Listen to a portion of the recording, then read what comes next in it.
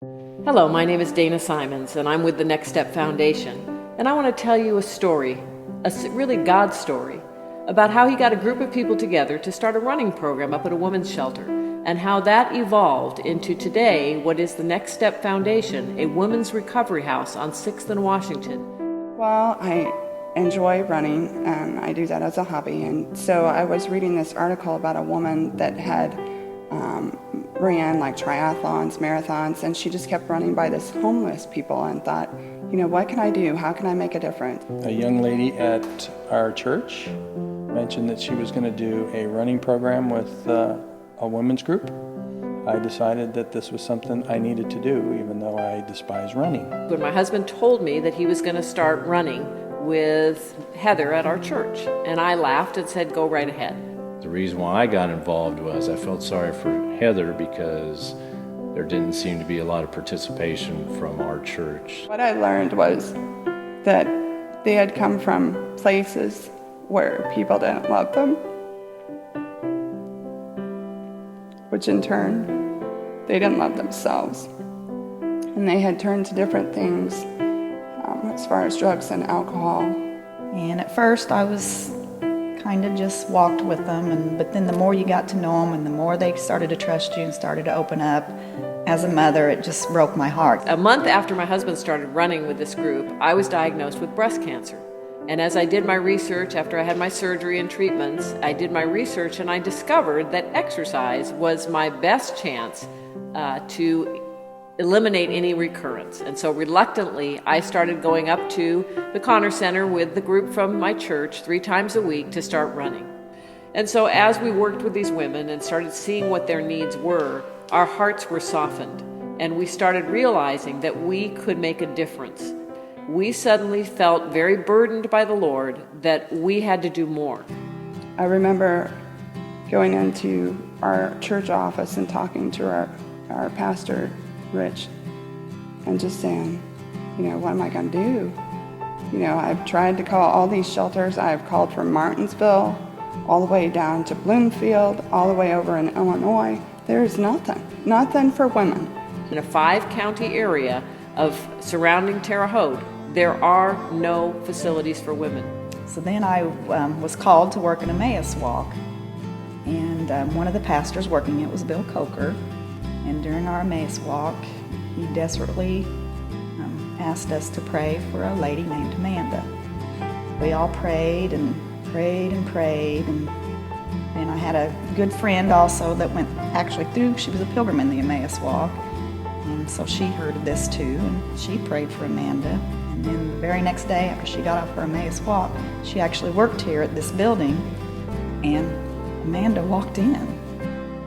I was in a recovery center, and I journaled about what I felt there and how there was a piece of fulfillment in helping other people. And but I didn't know what to do with it, and I didn't know what it meant, but I had journaled about helping people, doing something. And God told me, He said, Amanda, just do what you know. You just do what you already know. So I get in my car and I'm driving and I take off down Washington and I see this church sitting on the corner and it has a for sale sign.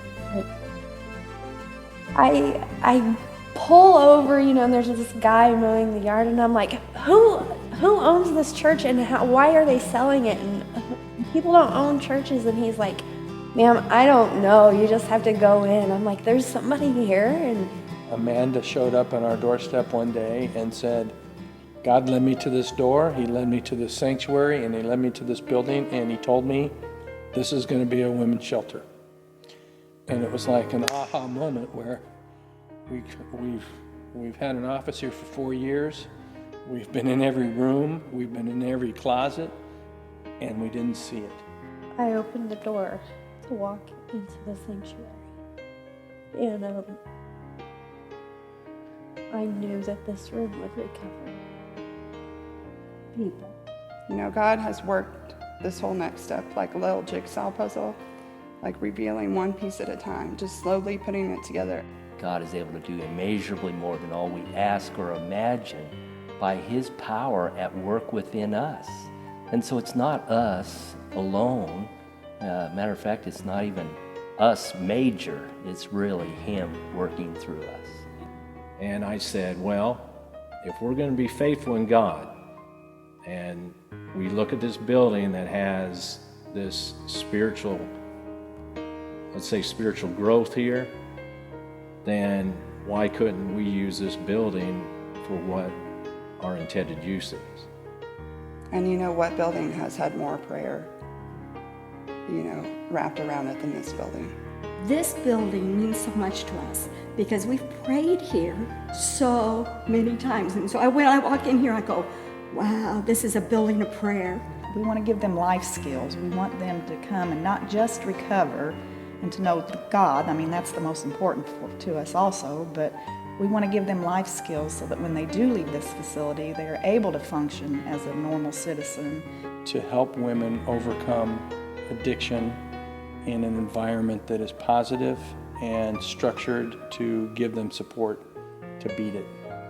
I see women becoming mothers again, being reintroduced to their children, learning how to love their children, becoming closer to God, leading a godly life and bringing their children up to lead a godly life so that their children hopefully don't fall victim to the same lifestyle that they did. We know that a lot of lives are going to be changed in this sanctuary and in this building. There will be NA, RA, and AA meetings in this sanctuary for the public. There will be women that will be in intensive inpatient residential care in the other part of the building, which has currently been offices. There will be counseling sessions. There will be counseling centers. We will have professionals that will be helping these women transition from a life filled with drug and alcohol abuse into a life filled with the joy of God, with the joy of productivity, with the joy of recovery. And so we need your help. We cannot do this small group of individuals that God has brought together. We know God can do extraordinary things through ordinary people, and we are just ordinary people trying to do God's will, and we need your help. We need to be surrounded in prayer. We need the Next Step Foundation surrounded in prayer for God's direction. Grant writers and people to work with local community foundations and government agencies. Anything that people can give, clothing, food supplies, toiletries. We just need most of the things that everybody else takes for granted. The accountant in me will tell you that we need funds to get the improvements made on this building so we can have the women in here and our program started.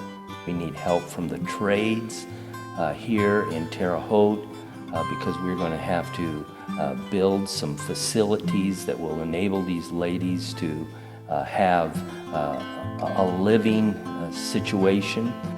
We need love. And we need acceptance. And we need forgiveness. If you feel in your heart that this is where God wants you to be, and He's calling out to you, it's not in your head, that's God at work inside you. Let us know. Contact one of us here at the Next Step Foundation. So we invite you to join us, to come alongside and be a part of this God story, because it's an exciting place to be when you see God move so clearly and in so many ways, and that the result is changed and transformed lives. Join us, please.